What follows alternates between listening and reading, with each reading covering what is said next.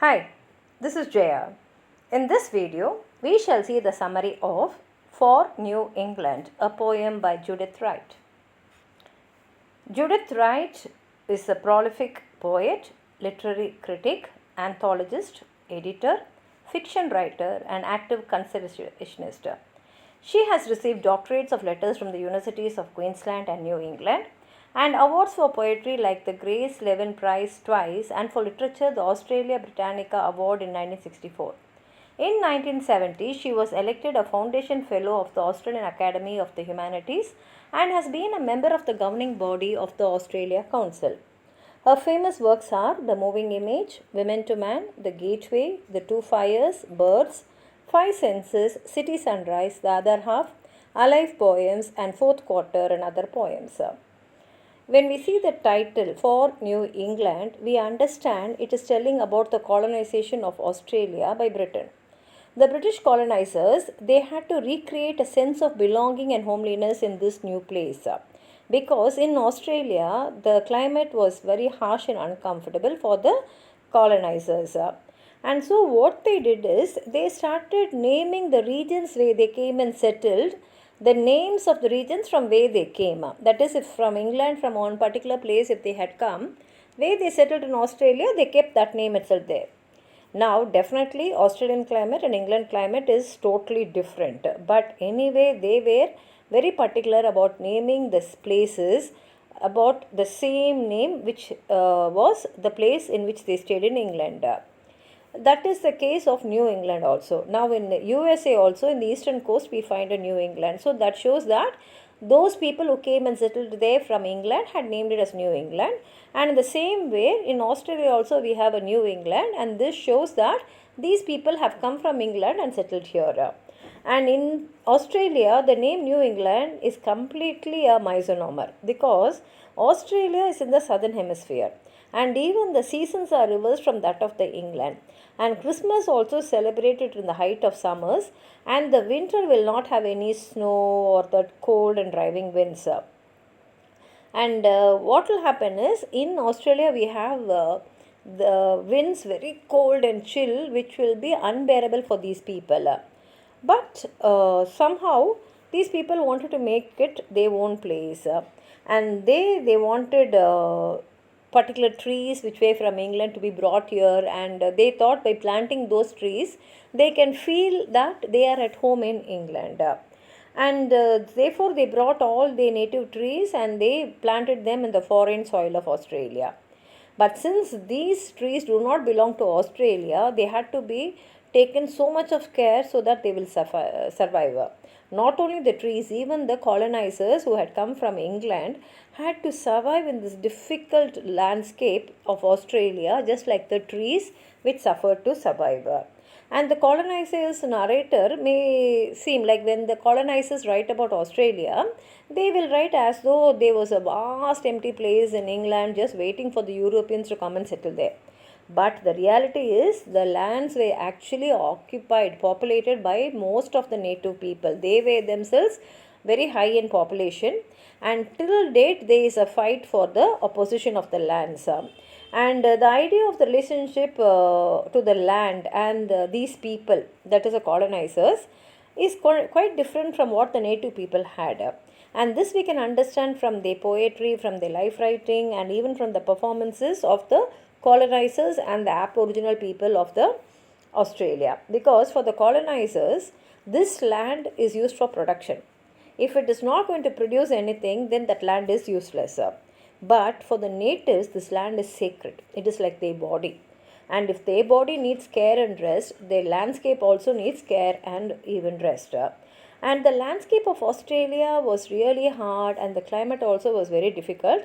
And so the colonizers had to come up with many new ways for farming and for breeding sheep, because they can make their ends meet. That is, they can earn their living only through farming and breeding in Australia. And this is not a place where they can do something else. And there is a house built with shelter against this harsh cold wind. And this house is surrounded by sycamore trees and chestnut trees. Now both these trees were brought over by the colonizers from England, and these trees also have to suffer the climate and the wind of Australia. And the house, despite the tough situation and the many reasons to go back to England, makes up her mind to stay here. That is, the people living in the house, it is very difficult for them to live in Australia, but they make up their mind to stay in Australia with the chestnut and sycamore trees which they brought from England. Be it done with the Black North could be a reference to the fact that many of the settlers were of Irish origin, and many of them are Roman Catholics, and many of them are even Protestants. And Black North actually refers to the Protestant Northern Ireland people. And so the house and the people living in that house, perhaps maybe from Northern Ireland, who had run away from that place because of the religious regions, and maybe that is the reasons, because we know in England there is always a fight between the Roman Catholics and the Protestants, and maybe that is the reason why they want to stay here in spite of this challenging life which is in Australia. And the house itself is made to feel like an island which gives solace and protection to its people who are living there in the harsh sea that is Australia.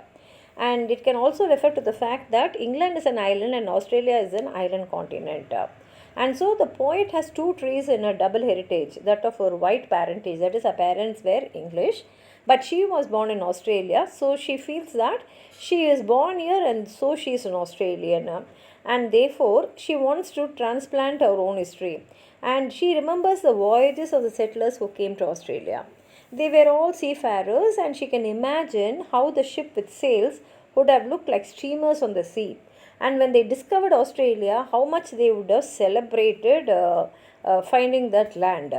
However, it is not clear if this sighting was good for the natives, because these colonizers all are from Europe.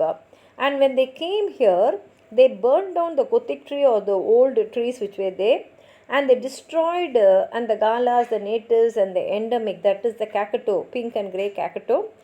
They had chased them by fire. And this cold and piercing wind of Australia will also remind the colonizers that they are, however they stay here, they are only outsiders.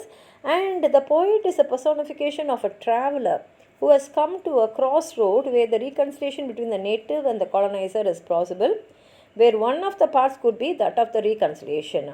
And though she may be an outsider by ancestry because her parents are from English, her thing is she was born in Australia, therefore she feels that she has all the rights over Australia. And she may be a traveler, but the landscape of a travel also resides in her, because again the same point, she was born in Australia.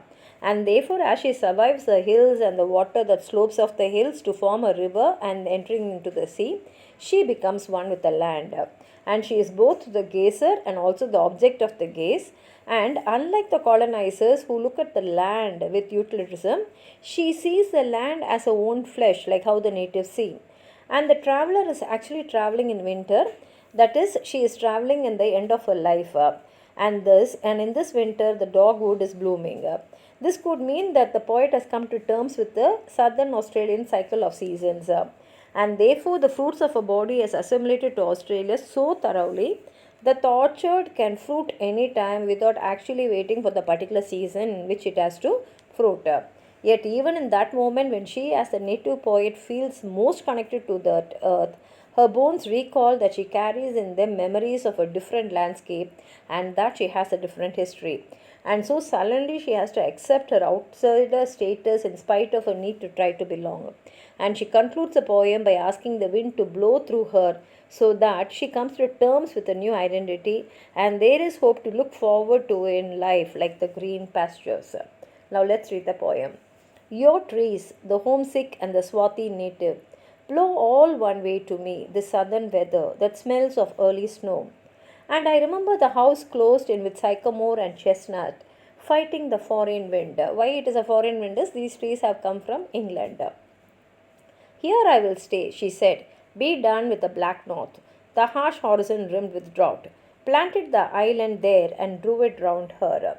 Therefore I find in me the double tree, and therefore I, deserted on the wharfs, have watched the ships fan out their webs of streamers, thinking of how the lookout of the heads leaned out towards the dubious rims of the sea, to find a sail blown over like a message, you are not forgotten, or followed through the taproot of the poplar. But look, oh look, the Gothic trees on fire with blown gallops and fuming with wild wings. The hard inquiring wind strikes to the bone and wins division.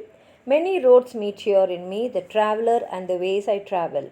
All the hills gathered water feed my seas, who am the swimmer, and the mountain river, and the long slopes concurrence in my flesh, who am the gazer and the land I stay on, and dogwood blooms within my winter blood, and orchards fruit in me and need no season. But sullenly the jealous bones recall what other earth is shaped and hoarded in them. Where is home, Ulysses, cuckolded by livid time? He never found again the girls he sailed from, but at his fireside met the islands waiting and died there twice a stranger. Wind, blow through me till the nostalgic candles of laburnum fuse with the dogwood in a single flame to touch alight these sapless memories. Then will my land turn sweetly from the plough, and all my pastures rise as green as spring. Here ends the poem. If you have anything more to add on to what I've said, please add it in the comment box. Like the video, share it with your friends, and if you have not subscribed my channel, please subscribe and support. Thank you.